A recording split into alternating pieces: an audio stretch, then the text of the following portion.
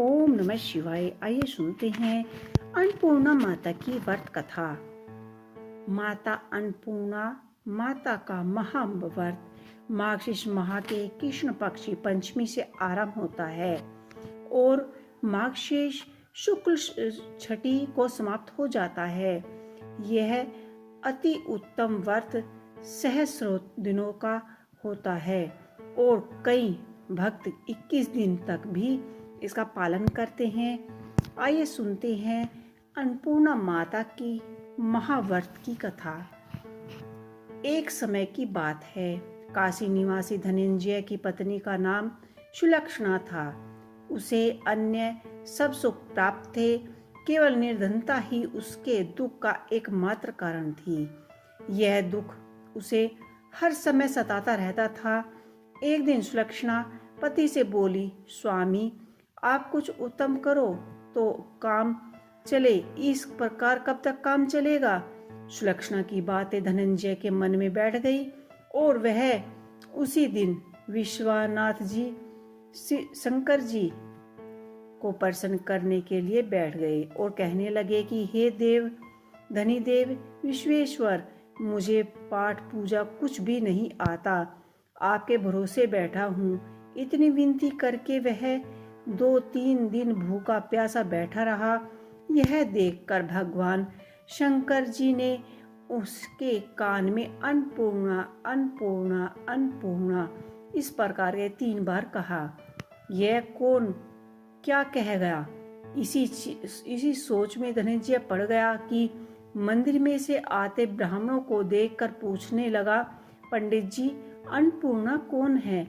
ब्राह्मण जी ने कहा, तू अन्नपूर्णा छोड़, तू अन्न पे छोड़ बैठा है तो सो तुझे अन्न की ही बात सुनाई देती है।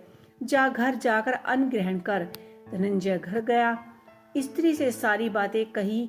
वह बोली, नाथ चिंता मत करो, स्वयं शंकर जी ने यह मंत्र दिया है, वो स्वयं ही इसका खुलासा करेंगे। आप फिर से जाकर उनकी आराधना करो।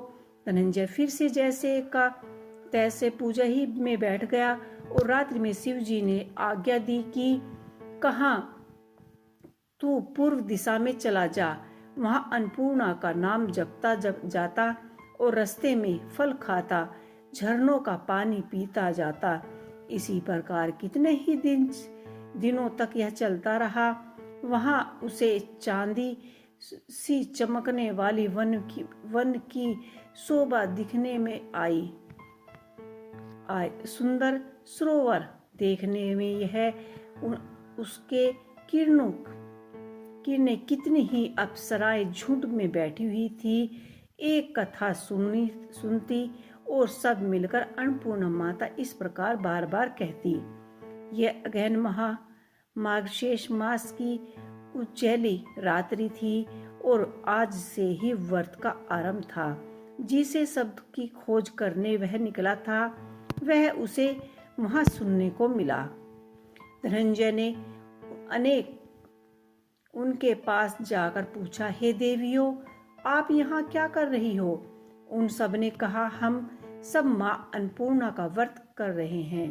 धनंजय ने पूछा, व्रत पूजा करने से क्या होता है? यह किसी ने किया है? इसे कब किया जाता है? कैसे व्रत है और कैसे विधि है? मुझसे सविस्तार पूर्वक बताए। वे कहती है कि इस व्रत को करने से सब कोई कर सकता है।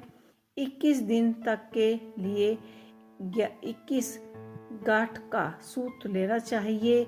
21 दिन यदि न बने तो 1 दिन उपवास करें। यह सभी करने से केवल कथा सुनकर प्रसाद ले, निराहार रहकर कथा कहे। कथा सुनने वाला कोई न मिले तो पीपल के पत्तों को रख कर सुपारी या दत्तक कुमारी गवार पट्टा वृक्ष को सामने कर दीप को समक्ष कर सूर्य गाय तुलसी या महादेव को बिना कथा सुनाए मुख में दाना न डाले। यदि भूल से भी कुछ पड़ जाए तो 1 दिवस फिर उपवास करे। व्रत के दिन क्रोध न करे और झूठ न बोले। धनंजय बोला, इस व्रत के करने से क्या होगा? वे कहने लगी, इसके करने से अंधों को नेत्र मिले, लूलों को हाथ मिले, निर्धन के घर धन आए, बांझों को संतान मिले, मूर्ख को विद्या आए। जो जिस काम से व्रत करे माँ इसकी इच्छा पूरी करती है। वह कहने लगा, बहनों, मेरे पास भी धन नहीं है, विद्या नहीं है, कुछ भी तो नहीं है। मैं तो दुखिया ब्राह्मण हूँ, मुझे इस व्रत का सूत दे दो। हाँ भाई, तेरा कल्याण हो, हम तुम्हें अवश्य देंगे। ले इस व्रत का मंगल सूत ले। और ध्यान धनंजय ने व्रत किया। व्रत पूरा हुआ। तभी सरोवर में से 21 खंड की स्वर्ण सीढ़ी हीरा मोती जड़ी हुई प्रकट हुई। धनंजय जय मां अन्नपूर्णा, जय मां अन्नपूर्णा कहता जाता था। इसी प्रकार कितनी ही सीढ़ी उतर गया तो क्या देखता है कि करोड़ों सूर्य से प्रकाशमान अन्नपूर्णा का मंदिर है। उसके सामने स्वर्ण सिंहासन पर माता अन्नपूर्णा विराजमान है। सामने भिक्षा हेतु शंकर जी भगवान खड़े हैं। देवांगनाएं चवर डुलाती हैं। कितने ही हथियार बांधे पहरेदार खड़े हैं। धनंजय दौड़कर जगदम्बा के चरणों में जा गिरे। देवी उसके मन का क्लेश जान गई। धनंजय कहने लगे कि माता, आप तो अंतर्यामी हो, आपको अपनी दशा क्या बताऊं। माता बोली, मेरा व्रत किया है, जा संसार तेरा सत्कार करेगा। माता ने धनंजय की जिह्वा पर बीज मंत्र लिख दिया। अब तो उसके रोम रोम में विद्या प्रकट हो गई। इतने में क्या देखते हैं कि वह काशी शिवनाथ मंदिर में खड़ा है। माँ का वरदान ले धनंजय घर गया। सुलक्षणा से सब बात कही। माता जी की कृपा से उसके घर में संपत्ति उमड़ने लगी। छोटा सा घर बहुत बड़ा गिना जाने लगा। जैसे शहद के छत्ते में मक्खियां जम जाती हैं, उसी प्रकार उसके सगे संबंधी आकर उसकी बड़ाई करने लगे।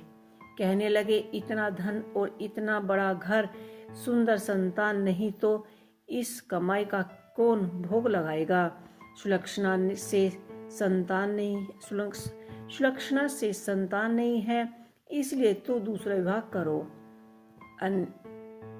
करना होगा। धनंजय को दूसरा विवाह करना पड़ा और सती सुलक्षणा को सौतन का दुख उठाना पड़ा। इसी प्रकार दिन बीतते गए। फिर अगहन पड़ा। अगहन मास आया।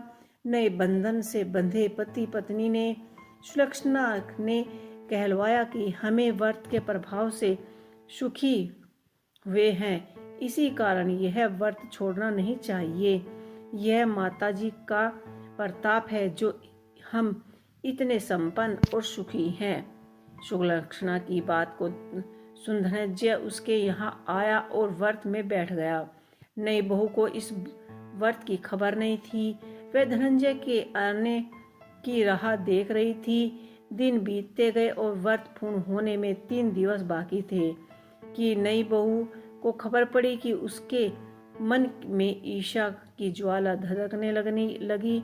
सुलक्षणा घर आ गई और सुलक्षणा के घर वह जा पहुंची और उसने वहां भगदड़ मचा दी। वह धनंजय को अपने साथ ले गई।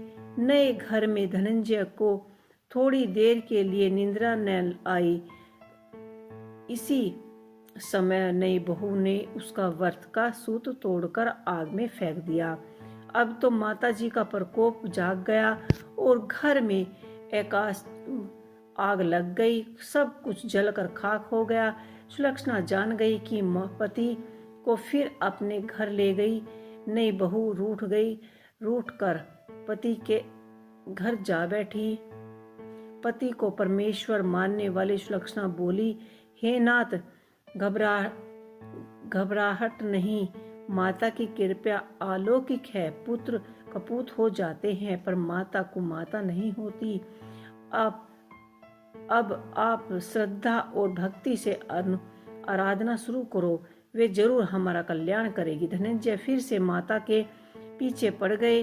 फिर वही सरोवर सीढ़ी प्रकट हुई और माता अन्नपूर्णा कहकर वह उसमें उतर गए। वहां माता जी के चरणों में रुदन करने लगे। माता प्रसन्न होकर बोली, यह मेरा स्वर्ण की मूर्ति ले, उसकी पूजा करना, तू फिर से सुखी हो जाएगा। जा, तुझे तेरा आशीर्वाद है। तेरी स्त्री सुलक्षणा ने श्रद्धा से मेरा व्रत किया है, उसे मैंने पुत्र दिया है। धनंजय ने आंखें खोली तो खुद को काशी विश्वनाथ जी के मंदिर में खड़ा पाया।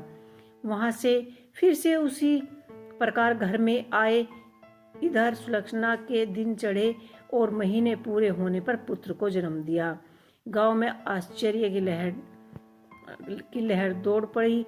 इसी प्रकार उसी गांव के निसंतान सेठ के पुत्र होने पर उन्हें माता अन्नपूर्णा का मंदिर बनवाया। उसमें माता जी धूमधाम से पधारी, यज्ञ किया और धनंजय को मंदिर के आचार्य का पद दिया।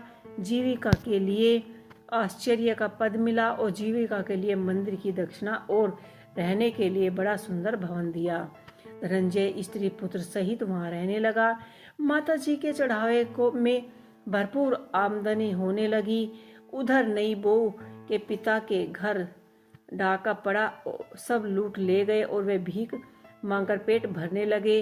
सुलक्षणा ने यह सुना तो उन्हें बुलावा भेजा, अलग घर में रखकर और उसके अन्न वस्त्र का प्रबंध किया। धनंजय और सुलक्षणा और उसका पुत्र माता जी की कृपया से आनंद से रहने लगे।